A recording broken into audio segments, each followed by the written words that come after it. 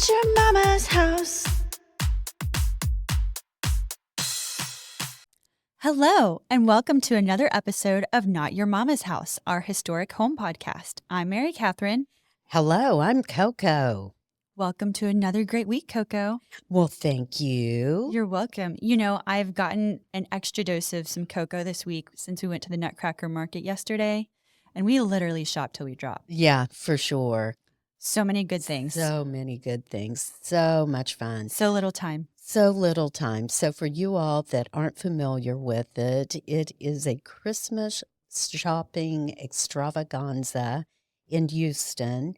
And it's, that's Houston, Texas. And it's only about 4 or 5 days, right? From Wednesday or Thursday? I think Thursday. Thursday till Sunday. Actually, you're right. I think there's like that first look event on Wednesday night. Yeah. Next year, let's do that. That Yeah. might be easier than. Or we should do the early bird thing because the tickets are a little more expensive, but you can get in at 8 a.m. Yeah, I'm not getting up at 6 a.m. to go shopping. Well, that's okay. You know I what? would do it. You know what you can do? For sure. I will come and pick you up in your pajamas and you can just relax for like 30 minutes. Yeah, just take my coffee. Indeed. Perfect. And then Let's when do we it. get there, you can change. Perfect. Ooh, we'll take Preston's big SUV because you can pretty much stand up in the back, so you can change in there. That's true. Although, what we should do is take the country club van down. Yes, except, okay, I like that idea, but I kind of like getting to leave on our own terms. Yeah, I do too. That flexibility, I think, is really great. Yes. Because you don't want to Uber home. Right. My favorite was, it was a good memory. We decided when we got there, we're like, we're not taking the rickshaw. Those things are so scary and so janky. Why would we do that? And like sticking our nose up So at them. dangerous. Yes. So dangerous. We're not doing that. Right. And so we into the market because That's right. it's so full that you are parking like half a mile away, pretty much. For sure. And so in to the market, we took the tram, Yes. but then we had really heavy bags after, and we're just so tired. And we're like, okay, I think we need to take a rickshaw. So we jumped in one and, oh my gosh, and it was pretty rickety. It was, But the guy was super nice. he was so nice. And it was funny because one of us sat in the back and one of us sat in the front. And we had our bags like in the chairs and we're holding on to them like we would our children. Yeah. Don't fall out. I know, but what's so funny is that, we had all those other bags that we checked. So that wasn't even our checked bag. I know. So, And I hope Poppy hasn't looked in the back of the Explorer because he will be surprised. well, you can tell him half of it is mine. I'll just tell him all of it. Oh, okay. Yeah. Okay, If thanks. Preston comes over, you can tell him that all of it's mine. Perfect. There you go. I like it. And you're going back too on Sunday? I am with your sister. That will be so fun. And the 2 littles. Yes. We're so looking for our 4 and 5-year-old. Yes. And it'll be nice because we've already scoped everything out. That's right. So we know where all the good stuff is. And I love that little seat that I bought Poppy. That is the cutest thing for $40. Okay, And it's got a 20, and has a little cushion top and it fits into a little ditty thing, the cushion top, and it's like a backpack. It's awesome. The adjusto chair. Yes, it's really cool. It is. Well, I think, okay, so this chair is basically like a big circle and you like pull it out like an accordion and you set it down. And the reason Coco got it from my dad is because when he's doing housework and stuff, his favorite seat is a 5-gallon bucket upside down. Like that's what he loves to sit on. So I'll be interested to see if he does in fact use your adjusto chair. This is the other thing. He goes and gets like the very best pillows, the very, whatever, stacks them up and sits on them or lays on them. And housework referring to just doing like home maintenance. Home maintenance, perfect. Yeah, that's it. So, And, poor guy is always looking for something to sit on because his knees are, is not as flexible as he used to He's so be. fragile. I know. Uh, So true. on the count of 3, favorite thing you saw there. 1, 2, 3. Fur. Ladies. What? Fur. The fur bikini. Oh, my gosh. What did you say?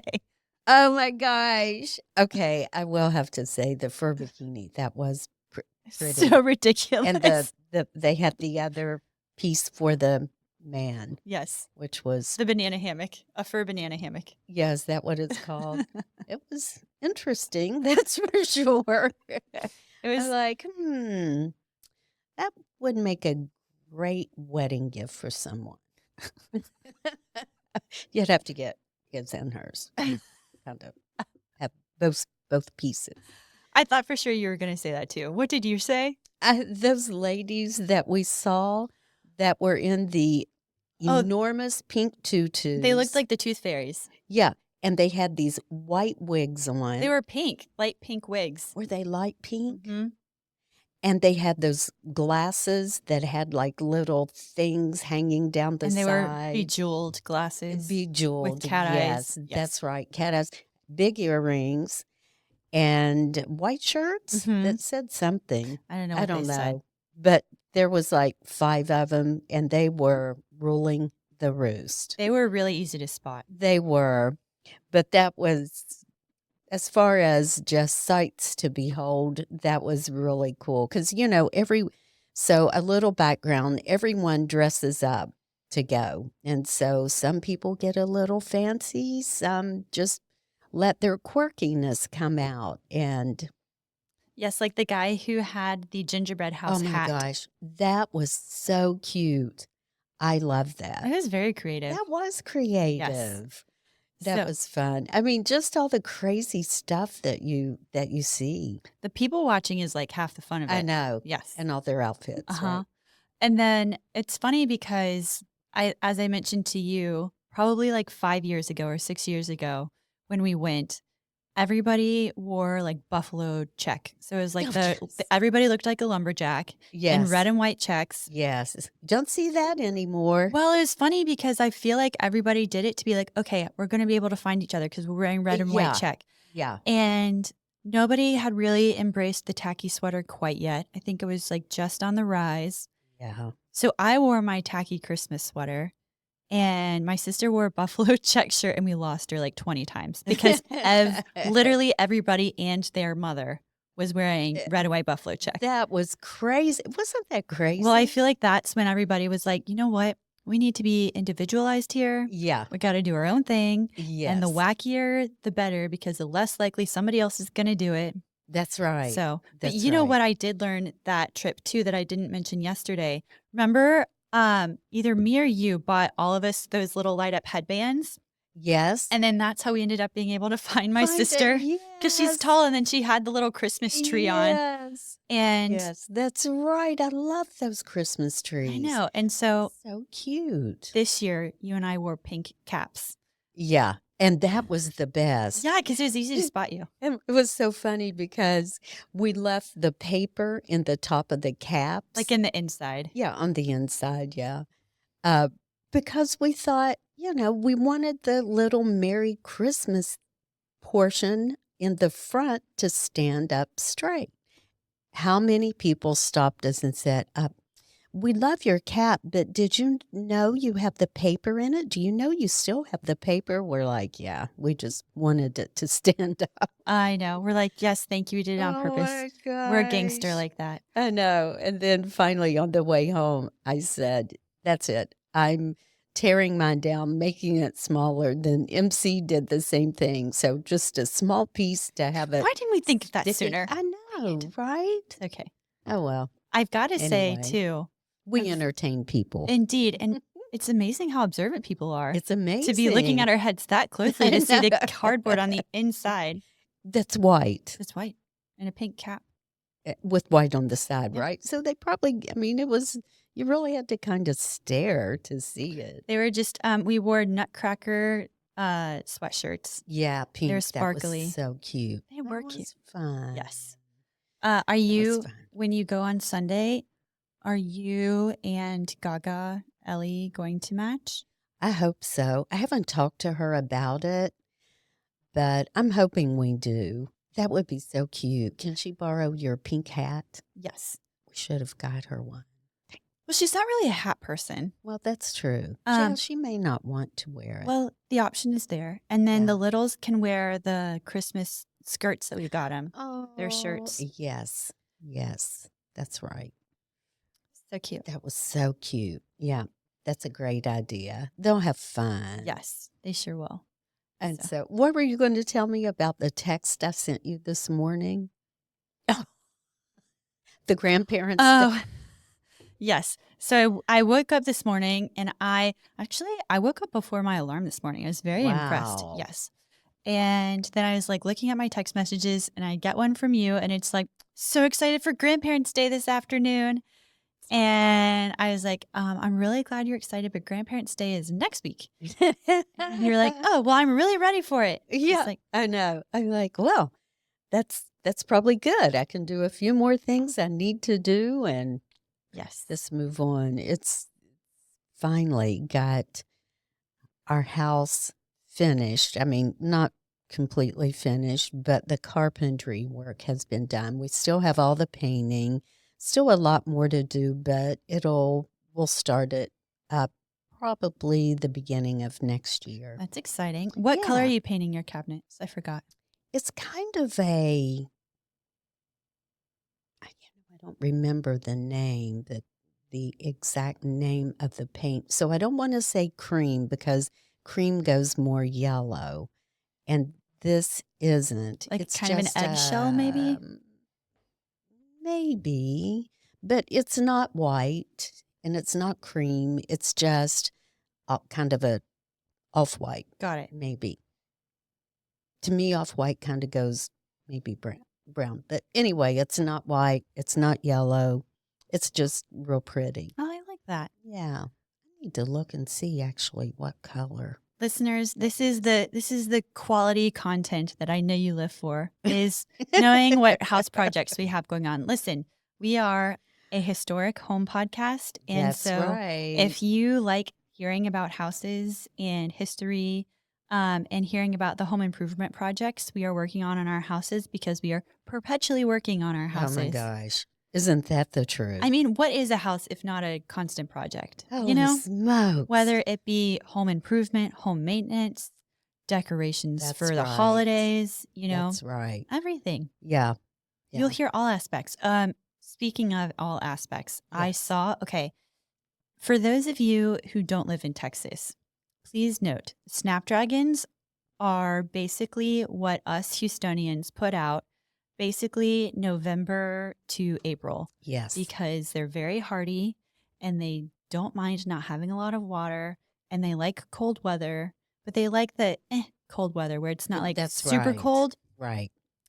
Which we have plenty of in Houston, that like 55-degree temperature. We think that's so cold, right? It's their ideal. And then we go to northern Idaho and visit your sister, and it's like, oh, okay, this is what you call cold. You say it's the tundra.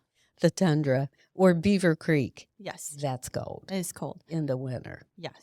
Yeah. And nothing is colder than sitting on a ski lift by yourself and it's like 8 a.m. and the real feel is like -3 and it's windy and you're just like, I just want a fire. But you don't have one. And then you're like, okay, I'm going to go do some moguls and get sweaty. And then you get on the lift and then you're wet and sweaty. And then halfway up the lift, the sun goes away and then it's windy again. You're like, why did I just do all those moguls? Anyway, this is the complex conundrum that is skiing. I don't know. I don't have to worry about that because we know how I ski. If I go even a little fast, I'm freaked out. I'm going to fall. No. I'm so nervous. Yeah. Do you remember? Oh my gosh, I know what you're going to say. Oh, well, I don't think you do, but I have many stories I could tell, but the one I'm thinking of is when we first took you guys to Beaver Creek and we had y'all on like the little tiny run. Yeah. And Poppy was so mad. He's like, these are bum skis. These skis are worthless. Yes, that's right. These skis aren't sharp enough. Blah, blah, blah. I was like complaining about how terrible the skis were. And I was like, are you sure it's not the skier that's the problem? He's like, I've been skiing for a long time. I think I know. And I was like, but do you? And then he was going slow. Poor guy. But then you were going slower. Yeah. And so. And you guys were so patient with us. A run that would have taken me about 8 minutes to complete took an hour and a half. That sounds about right.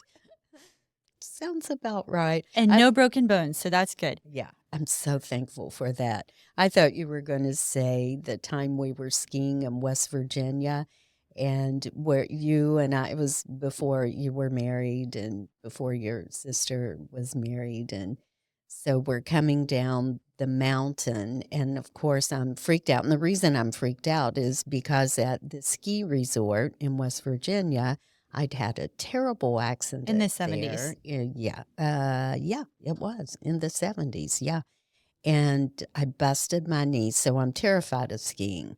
That's why I can't go fast because I just freak out. And so everyone went down the hill, and then you get to the bottom of the hill, and they're like, "Where's our mother? Where's Mom?" Turned around, and if I had on a bright pink ski jacket, could not miss me.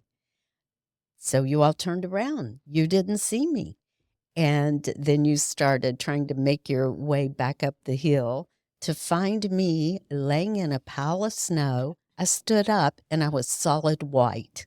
It's like, yes. We could have never seen you. You were white. You're solid white. How is that?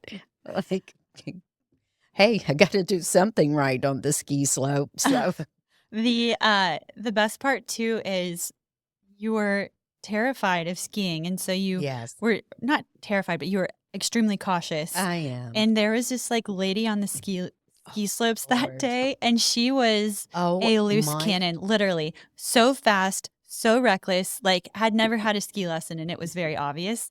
And so Coco was in the ski lift line, but she was in the far side. So the line that was closest to the ski lift house. Yes, that's right. Oh, and heavens to Betsy. This crazy lady, I forgot about this. Flies down the hill, has no control, and she cuts through. Everyone sees her coming, so they clear out of the way. And I'm like, not paying attention. I don't know what I'm doing. Clearly not paying attention. So she cuts through the first line, the second line. I'm in the third. And plows right into my mom, and skis and poles are flying in the air. I could do nothing but lay there and laugh. I'm like, okay, this is what I get for being so cautious and just being so afraid that something's going to happen. Here I am in the lift line. I get plowed over. I mean, it was a plowing. But it's a good thing she hit me. She would have hit the building. So I guess we didn't take one for the team. I think she would have learned her lesson where she had hit the building, though. Yeah, that might be true. Oh, I don't know. I think she may have learned her lesson with me, too. You know what? Because she really thought I got hurt. Oh, that's good. What story Lily likes to hear about our adventures of skiing in West Virginia is when you and Gaga thought you got lost snowshoeing because you all were following the dog instead of the map. Well, we thought we were well, okay, so your sister was much younger. I mean, she was probably like... She's 12. Yeah, 13. And she's got the map, and I look at it a few times, and I think she's following the map. And instead, she was following the dog. And then I started following her, which means we were both following the dog. And finally, I'm like, where are we? Because this was a route that should have taken like no more than 15 minutes, right? Yes. And finally, we realized we're so lost. I was so exhausted. And y'all had been out there like 3 hours? Oh, at least. And we had on snowshoes, which are, like the... Yeah, kind of heavy and big. Yeah. Yeah, and they're hard to walk in. It's like they look like the badminton type of things. Yeah. And so I finally just fall down and I'm like crawling, like literally. I'm like, go save yourself. You're like, No go, drama there. go and Please. leave me. Go and find Yes. help. Save yourself. Yes. Send back a helicopter. I can't make it. I'm like crawling. And then the best is the dog is like staring at you and he like walks over to the ledge and like looks down. And so Ellie follows him and the lodge is just right down the mountain. Yeah, and she's it like, was. Mom, I think we're here. I'm like, I can't make it. I can't make it. She goes, no, literally, we are here. Oh my gosh, I forgot about that. Okay, I will have to say that was high drama. Scratching my way out. I can't make it. I can't do it. I'll tell you. Oh my gosh. That was interesting. That's something I should never live down. That was good. Makes for a good story for It sure. does. It does. Well, should we get started? Indeed. Okay, so real fast too, if you have a not your mama's house kind of house that you would like to let us know about, please write in to our.roomies, ROOMIES @gmail.com. And those kind of houses are ones that are unique, extraordinary, not your normal everyday house that you see. They're houses that people stop and look at and ask questions about and want to know more about. Right. So, and also please don't forget to rate, review, and subscribe because we would love your feedback. Yes, I just have to say this though. Okay. When you were mentioning a unique house, is that because it uniques up on you? You're so silly. All right. Coco with her mom jokes. Okay. True. Again, last week we visited the United Kingdom for a fabulous house. We are going to stay on the European continent this week for a home in Lake Como, Italy called Villa del Balbianello. Do you like? I do. Villa del Balbianello. Good job, Texan. Thank you. You're welcome. And so my mom and I tag teamed this with the help of ChatGPT because, well, we've got to give credit where credit's due. You know, we can't be taking stuff that's not ours. And the reason that we needed to do this is because there was some miscommunication.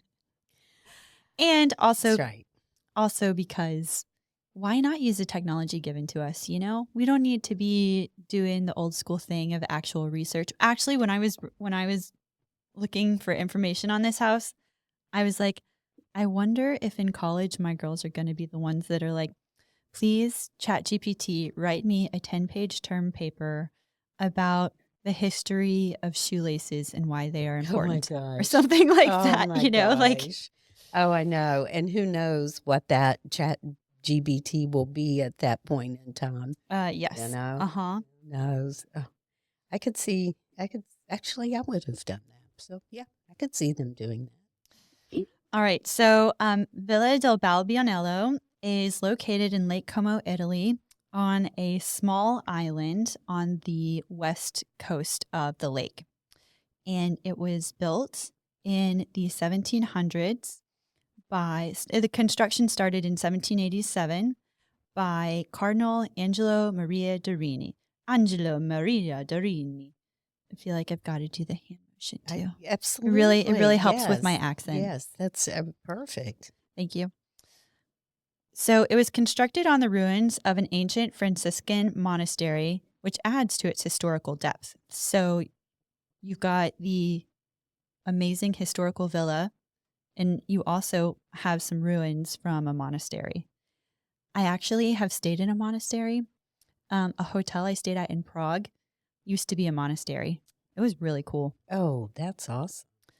So the design reflects neoclassical style that was prevalent during this period. It was characterized by elegant lines and harmonious proportions. Do you want to give a little description of what the house looks like? Well, what I did want to, or what I do want to add to that is that it's considered and to be, or most likely, the most beautiful and most famous villa on Lake Como. So it's just right at the tip of the peninsula. Um, I think you mentioned it's two splendid buildings, uh, of which it is possible to visit the finely furnished rooms surrounded by a magnificent garden that continues on large terraces directly on the lake, built to have a 270-degree view of the surrounding landscape. Ooh, that's cool. Yeah. And can you give a little description of what the villa looks like? Because I know you have a beautiful, well, didn't you pull up pictures? I do have pictures. Yes. So for the people listening who don't have access to the video version, it is this like yellowish tan color, and it has red tile roof, and it has these really pretty stone terraces, and it is technically it's just 3 stories, right? Yes, But it kind of looks like it has more it stories does. because of the ledge that it's built on. It makes it look like there might be a dungeon or something inside of it. I know. Or, yeah, for sure. And these terraces almost kind of jut out into the lake, almost like cantilevered. I don't think they actually are, but it has that optical illusion of them. Right. And really, I'd like to know how many people have stood on those stone handrails Ah. and jumped into the lake. And also how cold it was, What? right? Wouldn't that be fun? I guess if the lake is shallow right there, it wouldn't be fun. I It'd be know. And if painful. it's cold, I don't It would literally know. take your breath away. Yeah, for sure. Although when you look at some of the pictures, it does seem like it would be deep there, but holy smokes, how cold. Yes, because isn't the lake fed from the Alps, the Italian Alps? I think so. Yes, frigid. Yes, for sure. And then where you may have seen this house is it's been featured in several movies, most notably in Casino Royale. It's the hospital that 007 is taken to after he gets beat up by the bad guy. And then also at the end of one of the Star Wars movies where Anakin and Padme are getting married, they get married on the terrace of this villa. And it's known for weddings. So many weddings happen here. Yeah, it's really known. I mean, it's the scene of many important events in Italian history as well. Yes. And the other really neat feature about this villa is that it's surrounded by woods. So it is this really pretty set of buildings that are just kind of tucked into this hillside. And I like that because it seems rather secluded and very relaxing. Right. That's not the word I'm looking for, but that's one we're going with. It makes sense. Thank you. All right, so going back to our friend Cardinal Dorini, he envisioned the villa as a retreat for intellectual pursuits and social gatherings. So kind of like a think tank, or, you just went on a church retreat. So this was like Cardinal Dorini's version of a church retreat. I hope he had as much fun as I did. I know you brought back a game you learned. I know. I all really kinds of stuff. Do you think we need to try to teach Lily Mexican train? Oh my gosh. I think she'd so like it. much fun. She would love it. And also, given how competitive me, you and Lily are, I know. be amazing. Yeah, that would be. If it's anything like Uno, it'll be aggressive. True. He meticulously curated the villa's gardens, incorporating various plant species and landscaping elements that enhance the natural beauty of the surrounding area. So one of the elements I believe he added were the tall Italian cypress trees. And it gives a lot of texture to that landscape, and it really sure does. Draws your eye to that section of hillside because it's all these like bushy trees, and then you see these tall Italian cypresses that are kind of sticking out. the villa quickly became a cultural hub, attracting notable figures of the time, including writers, artists, and politicians. And in 1825, after the death of Cardinal Dorini, the villa passed to his heirs. However, it remained relatively unchanged, preserving the original charm and character. I think that's one thing that Europeans do really well is maintain the character of the houses that are built. And I'm not sure if that's I like agree. there's an economic incentive to it. Like maybe the houses that were built back then, how much it would cost to make new ones Yeah. just doesn't make any sense. Yeah. But you'd have to think that the cost of maintenance and upkeep on an old house overall would be more than knocking it down and building a new house. I don't know. I just know, especially in the southern United States, it's sad because it seems like a lot of the really historic old houses get knocked down for new big I boxy know. ugly Yeah. ones. Yeah. Or, just maybe they're not ugly, but it's just doesn't maintain that charm. Well, and you lose something in the character of the I house agree. and the architecture. I mean, I know we've talked about this in several of our previous episodes, but there are so many artisans out there. There are so fewer artisans out there than there used to be that a lot of the craftsmanship that's in older houses cannot be duplicated Right. That's right. because there's nobody that knows how to make it or do it. Or if you can find someone, it's tremendously expensive. Right. Like cost prohibitive almost, Yes. unless you've got the big money. Yeah. So anyway, I love that his heirs continued to maintain it in the original charm and character. So the villa during the 19th century was a transformative period for Villa del Balbianello. The villa's new owners continued to maintain its cultural significance, hosting gatherings and events that attracted the elite of the society. In 1873, the villa was inherited by the Italian nobleman Count Guido Monzino, who Forgot to do your hands. Sorry, I know I did. Oh. Guido Monzino, who played a pivotal role in its history. Listen, I also want to file a disclaimer here. I'm not making fun of the Italian people. I really like the way they speak, and so I do too. Yes. I'm really trying hard to embrace that. I am like 99% Irish, and so don't you worry. When we do a house in Irish, you can bet I'm going to talk in my Irish accent. That wasn't it. I'll practice before then. Yes.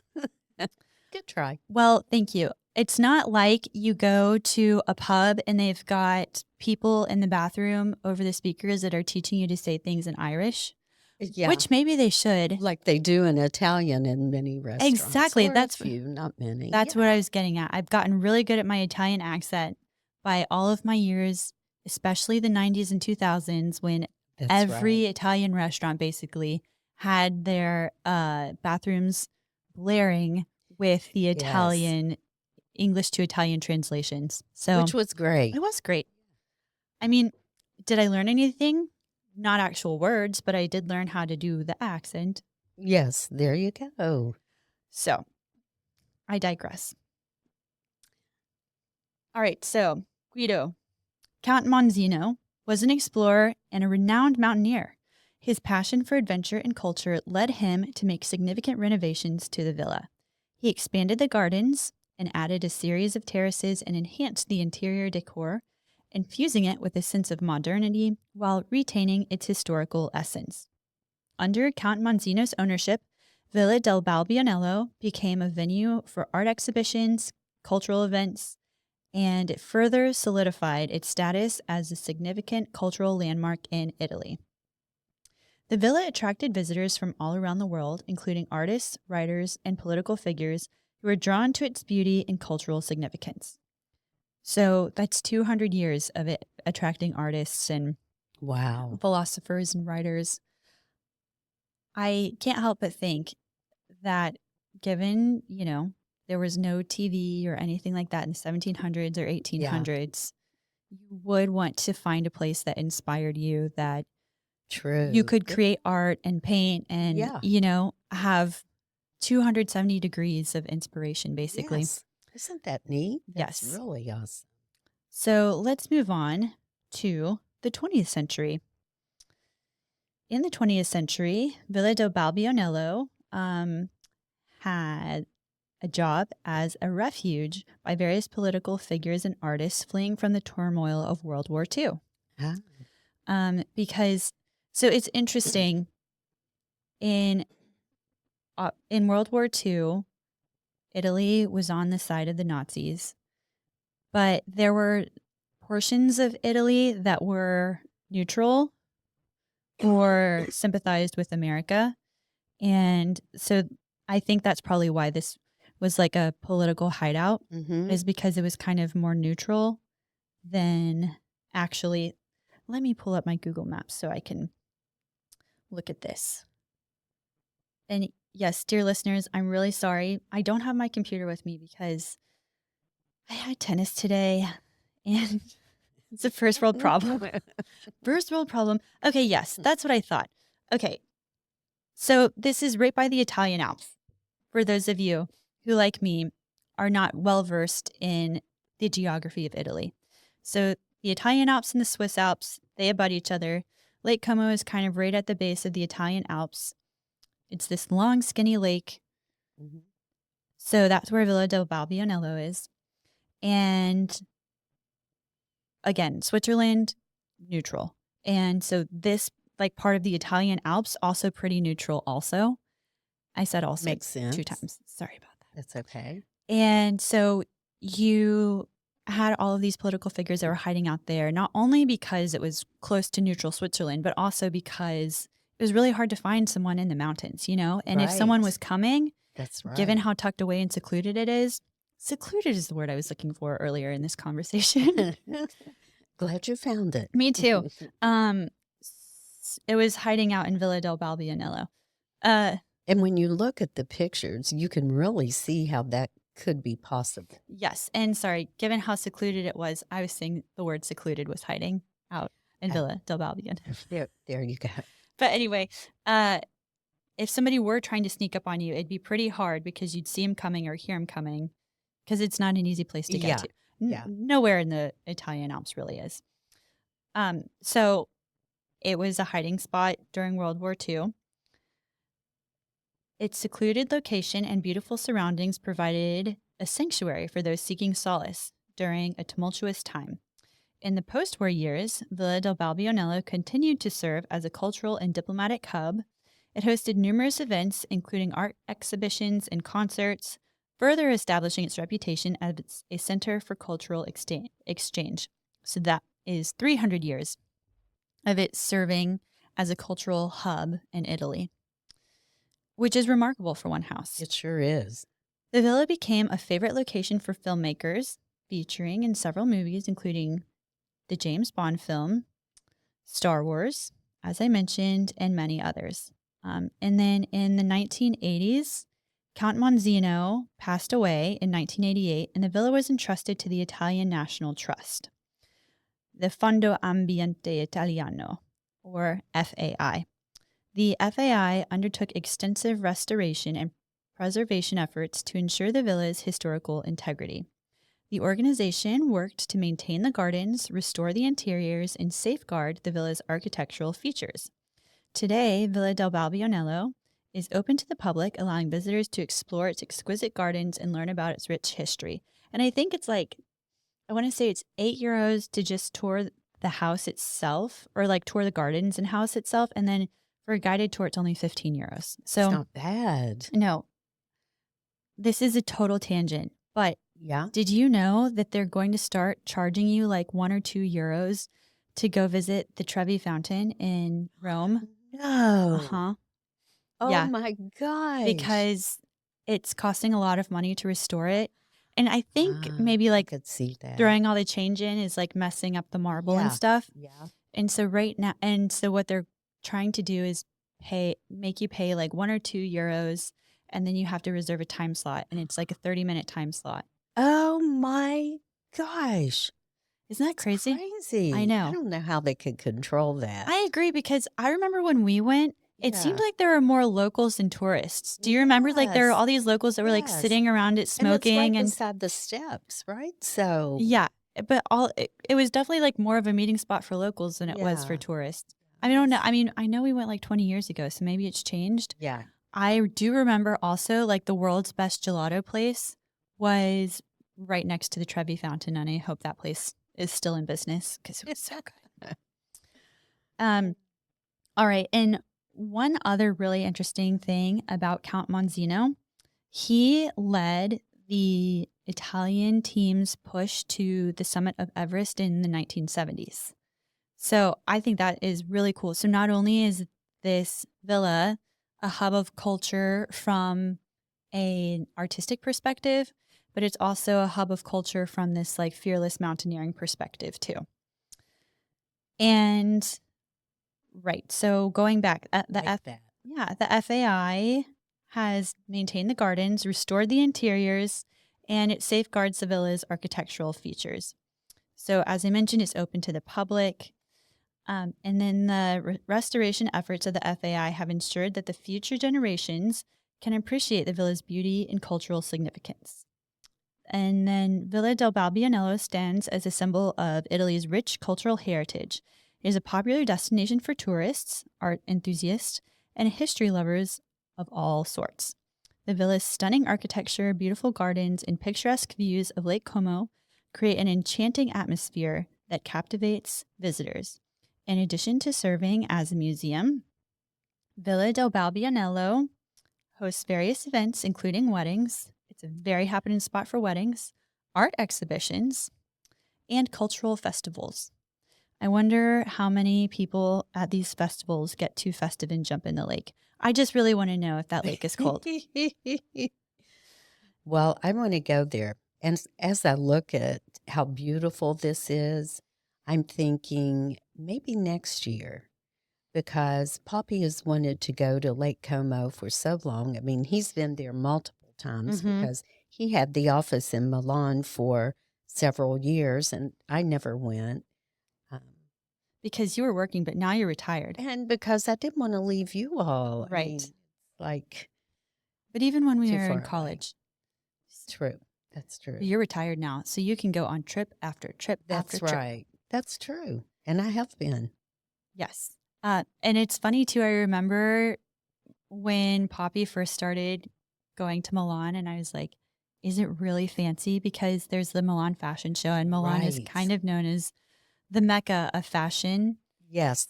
And Poppy was like, no, it's so disgusting. It's a factory town. And I was like, what? And he was like, yes, it's a factory town. And a lot of people say that Milan is in fact a factory town and not like Rome or Paris, where it's rather cosmopolitan. Yeah. So Hmm. anyway,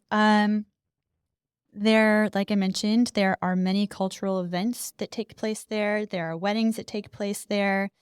The villa's versatility as an event space allows it to host corporate retreats, private parties, galas, that sort of thing. And from its origins as a retreat for Cardinal Dorini to its current status as a cherished landmark, the villa has witnessed centuries of history unfold. Ah, beautiful. And yes, real quick, we didn't delve too much into the interiors. And I don't know, I know you were captain of the photos. Yes, and I did, as you were talking, we were able to show 3 pictures of the interior, which I can flip back to perhaps. The one being the living area, and then we have this beautiful foyer, and it's so interesting, or it appears to be a foyer. I'm not exactly sure what it is. There wasn't a specific description of the area, but it has a magnificent staircase, and it's had to be one of the first freestanding staircases. Just beautiful. And it has many beautiful chandeliers in a lot of the Yes. rooms and fabulous stonework and woodwork in almost every single room and plasterwork in almost every single room as well. Just like we were saying, they don't make artists today like they used to craft and maintain and build Right. new things like this. What is really cool, the library is 2 stories and it's all wood paneled in the inside of the villa. Wow. Mhm. And even something as casual as a sitting room has a beautiful chandelier in it as well, a crystal chandelier. And this is one thing I know I've mentioned to you and our listeners many times. My goal is to update my house because the architecture of it is Mediterranean revival, but the interior says, hello, 2004. And so my goal eventually is to make it actual Mediterranean revival and include a lot of these elements where it is neutral color scheme or neutral color palette with pops of color. So in a lot of the rooms, they have neutral and then like a jewel tone of green for the paint, and all of the furniture is neutral, or neutral paint and neutral furniture and then velvet bright green drapes on the wall. I mean, on the windows. Yeah. So is that what's in this house, or is Yes. that? And that is, I think, a common feature of a lot of these I Mediterranean see. revival houses Okay. is pretty neutral, and then you'll just have like some sort of intricate detail that is very bright. Okay. So in a Makes lot of the sense. houses too, they in Mediterranean revival style, they'll have beams that are painted. So it's like a pretty neutral palette for the furniture and the floor and everything. And then Right. wooden beams are stenciled with bright colored designs. Oh, that sounds so beautiful. I know. I can't wait. And I have like a huge list of things I want to take care of and work on. And I can't remember if I've mentioned this in this podcast or not, but so Cynthia Woods Mitchell, who her husband founded the Woodlands, our pavilion here is named after her. When she was building her house down in Houston, she had so many things that she wanted to incorporate into her house that she had a binder. And on the blueprint, the blueprint was color coded. And so like there would be a green section and then it would correspond to like the green tab in her binder. Oh, And it was that's just like awesome. hundreds of pages of instruction for Oh, each my area. goodness. And I'm like, that's what I need to do. If I could get more organized, you didn't have to chase children all the time. They're But fun, they're so fun. but yes, And hard to do. yes. And then I don't know if you know this, but Monzino is buried on the property. Oh. So I wonder if his ghost haunts it. Pretty cool. Yes. And also, what's cool is, as you can see from the photos, there is a tower at the villa. And as you would imagine, it does indeed have a spiral staircase on the inside with kind of creepy walls that need to be repainted because the paint is peeling and stuff. They're creepy looking, but they're like old and just as you would imagine they would be. Yes. Yeah. Dark, dank, But mildew. yes, exactly. And okay, one other thing that is really cool. So the dining room, and this is really what I want to do too, because I love collecting artwork. Yes. Their dining room just has a ton of pictures and wooden frames on the walls. Oh. Yeah. That would be pretty. And the pictures are like different shapes and sizes. And right. so the walls are like kind of a mustardy yellow color, like a Dijon mustard, not like a French's yellow mustard. And they have all these paintings and it's really neat. Oh, that sounds beautiful. So if you're into a boring dinner conversation and you're forced to just sit there and listen, you can just drift off into the paintings and pretend like you're listening to your boring dinner companion. There you go. I mean, I think I started to say I've done that before, but primarily with work, primarily working, drift off. Oh my gosh, I know. Sometimes if my day has been really busy, I'll get in bed and I'll just stare up at the ceiling and Preston's like, "Are you okay?" I'm like, "Yeah, just give me a minute." And I'll like drift off and then I'll snap back and be like, "Okay, I'm good. Just here I am. I need to recenter." Right. It's true.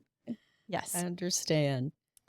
So that is our Villa del Balbionello. Is there anything else you want to mention, Coco? I don't think so. It's just a beautiful location, and I'm really looking forward to hopefully visiting this in the next few years. Yes, definitely.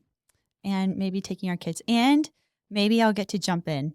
And then we'll come back to you, dear listeners, and I'll let you know how cold that lake actually is. Exactly. Except if you jump in, just remember you'll have 3 children following you and 1 adult and 1 Coco. Me. No, if it's cold, I am not getting in that water. What is your ideal temperature for pool water, Coco? About 89, 85, 89. Bath water. Yeah, kind of bath water. A touch under bath water. That's right. Just a touch. Oh, my goodness. Okay. All right. Well, thanks for listening to this hot mess. And God bless. Bye, y'all. Bye.